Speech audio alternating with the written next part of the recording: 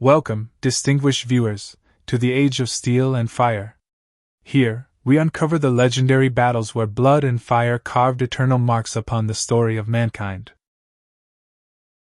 In the year 31 BC, across the deep blue waters of the Ionian Sea, hundreds of warships prepared to clash in a battle of destiny. This was not merely a confrontation between rival factions, it was a collision of worlds. A fractured Roman Republic and a fading Eastern kingdom fighting for survival. On one side stood Octavian, the rightful heir of Julius Caesar, a man determined to unify Rome through iron and blood. On the other, Mark Antony, the legendary general, joined by his lover, the iconic Cleopatra, Queen of Egypt, symbol of power, beauty, and ambition. The Battle of Actium was more than a naval engagement. It marked the end of a tragic romance, the turning point in Rome's civil war, and the moment that birthed an empire lasting centuries. What truly happened on those waters? How did Antony and Cleopatra, with their mighty fleet, suffer such a crushing defeat? And how did Octavian, a young politician, rise to become Augustus, the first emperor of Rome? Join Hector and Chronos as we journey back in time to the Battle of Actium, where history was rewritten with fire, blood, and betrayal. To understand the Battle of Actium, we must first return to the aftermath of Julius Caesar's assassination in 44 BC. Rome was plunged into chaos. The Republic, already fragile, fractured into rival factions. At the center of this storm stood three men: Octavian, Caesar's adopted son; Mark Antony, his trusted general; and Lepidus, a lesser figure in the shadows. Together they formed the Second Triumvirate, a political alliance meant to restore order. But alliances forged in desperation rarely last. Lepidus was soon sidelined. Antony, stationed in the east, grew increasingly entangled with Cleopatra, Queen of Egypt. Their union was more than romantic, it was strategic. Cleopatra offered wealth, ships, and influence. Antony offered legitimacy and military might. Back in Rome, Octavian seized the moment. He launched a propaganda campaign painting Antony as a traitor, seduced by a foreign queen, abandoning Roman values. The Senate, swayed by Octavian's rhetoric, declared war, not on Antony, but on Cleopatra herself. It was a masterstroke. Octavian framed the conflict as a defense of Rome against Eastern corruption. By 32 BC, the stage was set. Antony and Cleopatra amassed a formidable fleet in Greece, preparing for confrontation. Octavian, with his brilliant admiral Marcus Agrippa, mobilized his forces. The Ionian Sea would soon become the theater of a decisive clash, not just of armies, but of ideologies, ambitions, and legacies. After the Senate declared war on Cleopatra, Octavian began preparing for a full-scale confrontation. He entrusted naval command to Marcus Agrippa, a young admiral with exceptional talent. Meanwhile, Antony and Cleopatra concentrated their forces in Greece, anchoring near Cape Actium. Both sides understood the coming battle would not only decide victory, but determine the future of Rome itself. In terms of numbers, Antony and Cleopatra held the advantage. Their fleet boasted around 500 warships, mostly large, heavy vessels equipped with powerful artillery. They also commanded tens of thousands of infantry and archers, backed by Egypt's vast resources. Yet ironically, the sheer size of their fleet would become a fatal weakness. Octavian, by contrast, had roughly 250 ships, smaller, lighter, but far more agile. Agrippa exploited this by launching a blockade, cutting off supply lines, seizing coastal ports, and forcing Antony into a defensive posture. He also struck at isolated positions, gradually eroding enemy morale. As Antony struggled to maintain control, cracks began to form within his alliance. Many Roman officers resented Cleopatra's presence in command. Some units began to defect. Meanwhile, Octavian intensified his propaganda, portraying himself as the defender of Rome, fighting against the manipulation of a foreign queen. All these factors tilted the strategic balance toward Octavian, despite his smaller force. And as the sun rose over the Ionian Sea on September 2, 31 BC, both sides stood ready for a decisive clash, where tactics, loyalty, and even love would be tested to their limits. September 2nd, 31 BC. The Ionian Sea lay still, but tension rippled through the air like a drawn bowstring. Two massive fleets faced each other off the coast of Actium. Antony and Cleopatra commanded a formidable force, around 500 large warships armed with heavy artillery, backed by tens of thousands of infantry.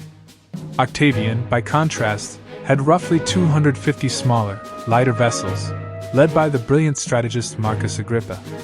Antony chose a defensive stance, anchoring his fleet within a narrow bay. He hoped to hold position and wait for the right moment to strike. But Agrippa refused to play by those rules. He tightened the blockade, cutting off supply lines and controlling key coastal access points. Over several weeks, Agrippa launched relentless raids on nearby positions, steadily weakening Antony's grip and morale. Realizing he couldn't hold out, Antony made a bold decision: break through the blockade and retreat to Egypt. His plan was to punch a hole through Octavian's lines, sail into open waters, and regroup. But this was a dangerous gamble. Antony's heavy ships were slow and unwieldy in confined waters, while Agrippa's fleet was agile and well-positioned to strike from multiple angles. The battle erupted. Antony's ships surged forward, trying to force a path through. Agrippa responded by splitting their formation, isolating clusters of ships and attacking them from the flanks. The Roman archers aboard Octavian's vessels unleashed volleys of arrows, while the nimble warships darted between enemy lines, striking vulnerable sides. Then came the turning point.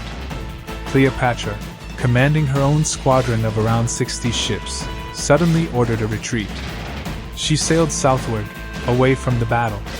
Antony, caught in the chaos, made a controversial choice. He abandoned the fight and followed her, leaving the bulk of his fleet behind. Confusion spread. Many of Antony's soldiers surrendered. Others were captured or destroyed.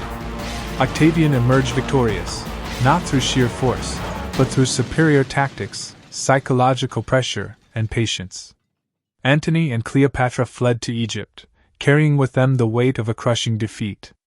The Battle of Actium didn't end in total annihilation, it ended in collapse. A once mighty alliance crumbled under pressure. Octavian's triumph was not just military, it was strategic, political, and symbolic. Actium proved that in war, numbers alone don't guarantee victory. It's the commander who knows when to strike, where to wait, and how to break the enemy's will. After their defeat at Actium, Antony and Cleopatra retreated to Egypt. But the hope of recovery had vanished. 1 year later, as Octavian marched into Alexandria, both chose death over capture. Antony fell on his sword. Cleopatra, according to legend, used a venomous asp to end her life. A tragic end to a once mighty alliance that had shaken the Roman world. With this victory, Octavian became the sole ruler of Rome. He didn't just defeat his enemies, he unified the Republic. In 27 BC, he took the name Augustus, becoming the first emperor of Rome. The Roman Republic was no more. A new era had begun. Egypt, once a glorious empire, became a Roman province. Cleopatra was its last pharaoh. With her death, over 3,000 years of ancient Egyptian history came to a close. Politically, Actium was a triumph of consolidation. Symbolically, it marked the fall of the East before the rise of the West. Strategically, it proved that war is not just about brute force, but about calculation, patience, and the ability to strike at the enemy's weakness. The Battle of Actium didn't just end a civil war. It opened the gates to an empire that would last over 4 centuries, laying the foundation for one of the greatest civilizations in human history. The Battle of Actium was more than a military clash. It was a testament to the idea that victory in war comes not only from strength, but from strategy, psychology, and the ability to read one's opponent.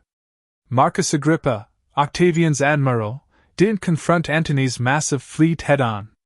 Instead, he employed a blockade, targeting logistical weaknesses and slowly draining the enemy's resources. This was a lesson in patience and precision, knowing when to strike and when to wait. Octavian also demonstrated the power of propaganda. He fought not just on the sea, but in the hearts of Roman citizens. By portraying Cleopatra as a symbol of Eastern decadence, he eroded Antony's political support, a blow delivered without weapons, yet devastating. Psychologically, Actium revealed the fragility of unstable alliances. Antony and Cleopatra, despite their love and power, lacked strategic unity. When Cleopatra retreated, Antony lost direction, and the entire fleet collapsed with him. From Actium, we learn that war is a game of intellect. The victor is not always the strongest, but the one who understands the battlefield, and the enemy, the best.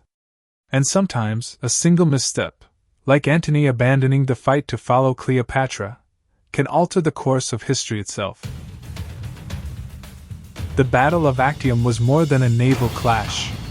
It was a turning point in history, a moment where a republic fell, an empire was born, and a legendary romance ended in tragedy.